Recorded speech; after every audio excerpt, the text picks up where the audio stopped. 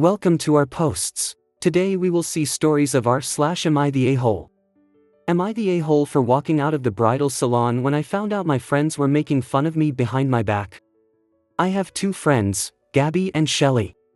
All of us are 23, if that matters. We were roommates in college and stayed in the same city after graduation. While the three of us are close, I've always known that Gaby and Shelly are the closest. They have a really sweet friendship. Shelly is getting married. Gaby is the maid of honor and I'm one of the bridesmaids. Over the weekend, I went with Shelly so she could look at wedding dresses. Gaby was supposed to come with us but got called into work last minute. I helped Shelly pick out some dresses, then she went with the consultant to try them on. Shelly asked that I take pictures and videos on her phone to send to her mom and Gaby. I was getting the camera ready when a text from Gaby came through. I didn't mean to click on it and was instantly going to click back out when I saw one of my Instagram pictures in their private chat from earlier that morning. Both were making fun of me for the face I was making and my outfit choice. It didn't appear to be very good nature. I admit, curiosity got the best of me, so I searched my name in the chat. I found multiple pictures that I, my boyfriend or my mom have posted of myself, absolutely ripping them to shreds. Ranging from selfies to posed shots to even a few baby pictures. They'd also make fun of me in general in terms of the way I talked, wore my hair and the way I ate. This went back as far as I could tell, at least a year. My heart broke. It all felt so juvenile and high school. While we all joke around, I would never do this to them, nor have they ever even tried to instigate these types of conversations with me about the other one-on-one. I was in tears. As someone who was bullied all through middle and high school, it just brought me back to a horrible place. I put the phone in Shelly's purse and brought it to another employee, telling her to tell Shelly that I had to go. I drove home and had a long cry. Shelly texted me by the time I made it home asking where I went. I said I was going home and we could talk later. When she did call a few hours later, she was understandably confused and hurt that I left. I told her what I found, explaining that I only looked further because of the initial text I accidentally saw. She went off on me for looking through her private texts and said those were none of my business. She also told me I shouldn't have left the store without saying anything. I said I didn't want to make a scene but also knew I couldn't fake being happy for her. Shelly told me the texts were all in good fun and clearly she loves me because I'm going to be her bridesmaid. She added that I'm only hurt because I chose to read all those texts. Later on, Gaby called to tell me that I invaded Shelly's privacy and hurt her by walking out. My boyfriend and mom think I did the right thing by walking out.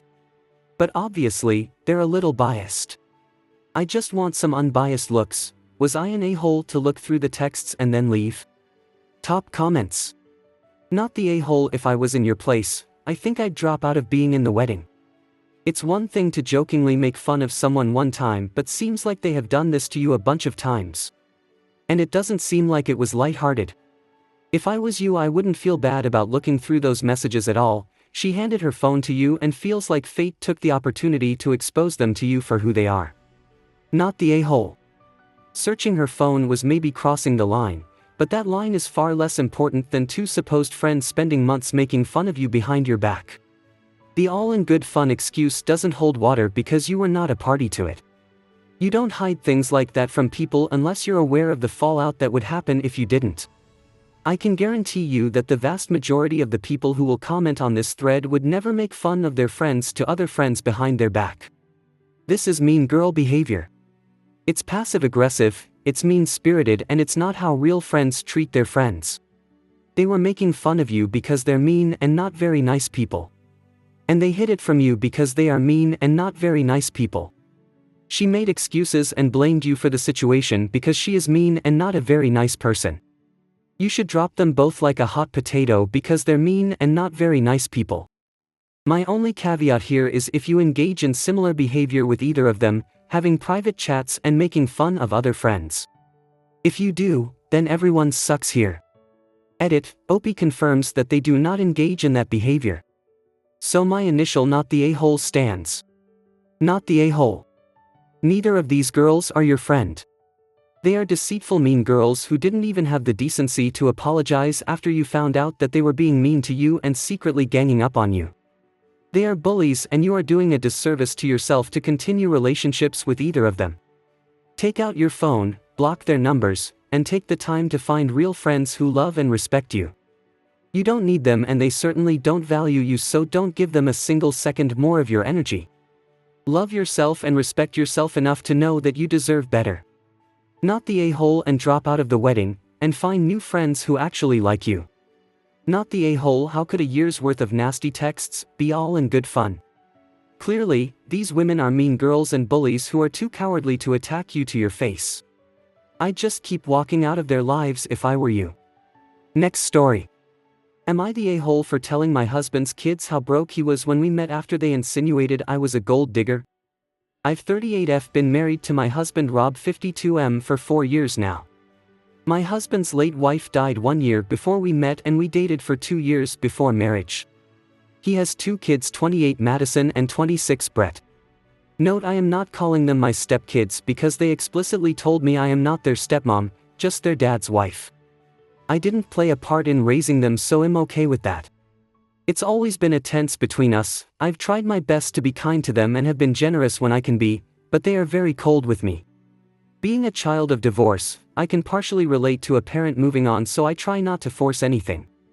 Madison recently got engaged and we are excited about it. Everyone was over recently and she asked about a wedding budget from us and Rob told her he was able to contribute $10K. She has bigger hopes for her wedding than this, so she was upset and kept asking for more. Rob, however, is still working hard on building his savings back up. Before his late wife died, he basically wiped out his cash savings, had to cash out his 401k, and even took a small mortgage on his house to cover medical costs as well as life expenses since he had to cut back on working. Eventually he had to drop that job for a more flexible but lower paying one, so this $10K is actually really generous from him. Rob went to run an errand and it was just me and his kids.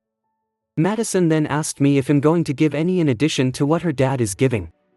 I told her we're a marital unit and that's what we discussed together as a reasonable amount to contribute. She then said, I should have known, obviously you married an older man for what he had, not for what you could give. I knew she didn't like me, but this is the most flat-out rude thing she ever said. I kinda lost it and said, excuse me, who do you think has been paying the second mortgage your dad took out to pay his debts? Truth of the matter is I make more than her father by a large margin, I have no debt, and have been paying 70% of the household bills the whole time we've been married.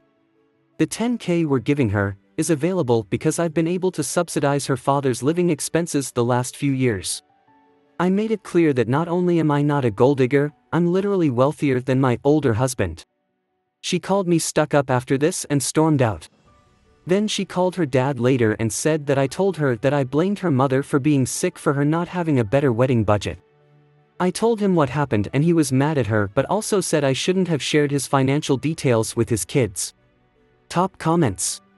Not the a-hole, but you have to know that you're either stuck up or a gold digger to a child, even an adult one, who has determined to make you a wicked stepmother. OP replies.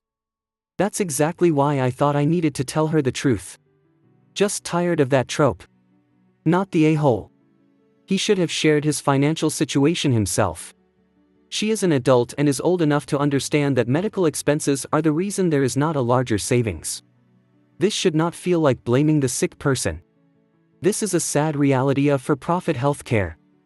Not the a-hole, but your husband needs to have stern words with his kids. If he doesn't have a word about calling you a gold digger and then spouting lies, you maybe need to consider whether he does actually love and respect you.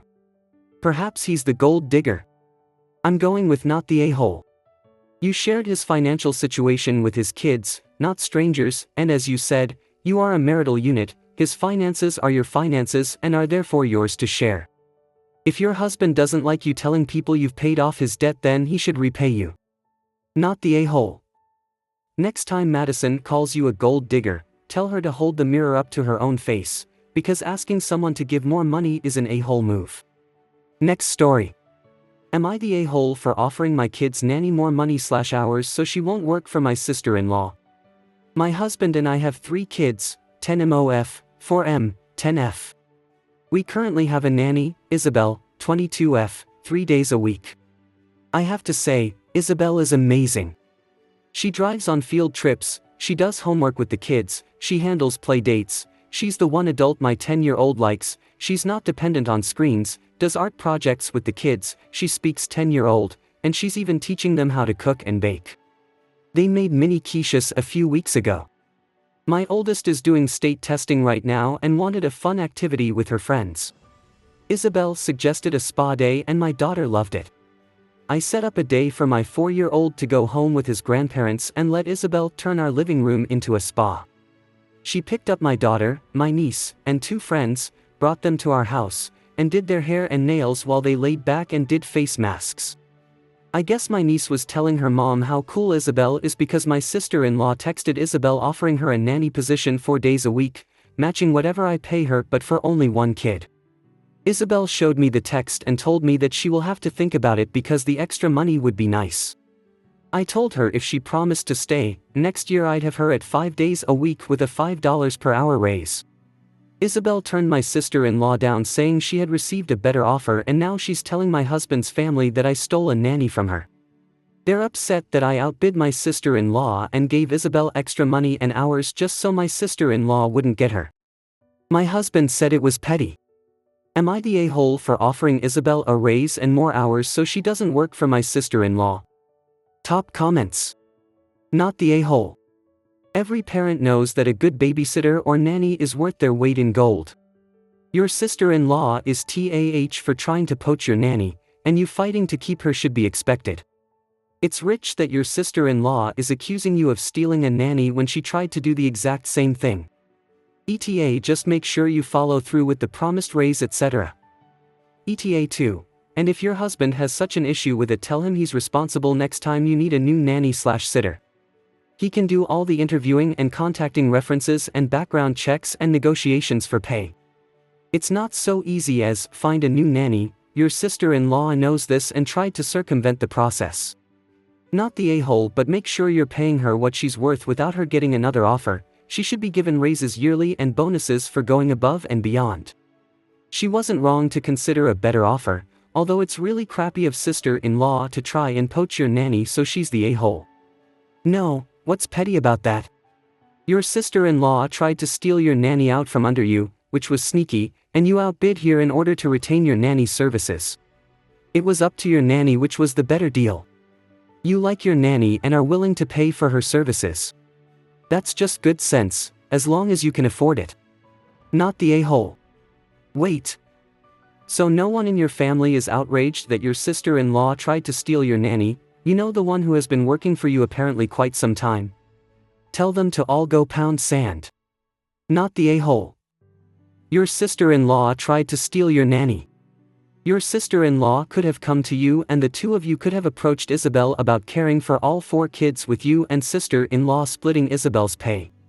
However, your sister-in-law chose to attempt to poach your nanny, which is borderline unforgivable, and now has the nerve to play the victim. Your sister-in-law is the petty one. She can pound sand. I hope you guys liked this video. If you did, make sure like, comment, share and subscribe the channel our posts.